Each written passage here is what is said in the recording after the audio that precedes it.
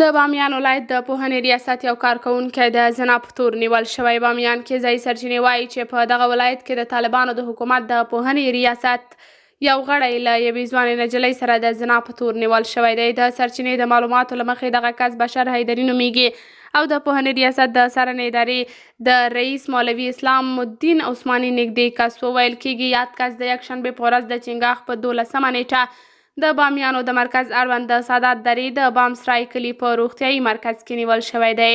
سرچینې زیاته کړې چې د پوهنې ریاست دغه کارکوونکې لومړی له یادې نجلۍ ته د یوه بس ژمنه ورکړې وه او وروسته یې زنا ته مجبوره کړې وه. په بامیان کې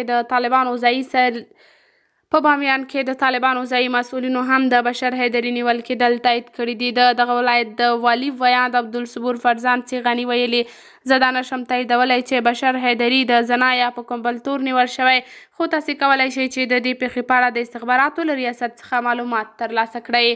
قدرمنو لیدونکو، تاسې د دې موضوع په هکله څه نظر لرئ؟ کمنټ کې شریک او چینل سبسکرایب کړئ.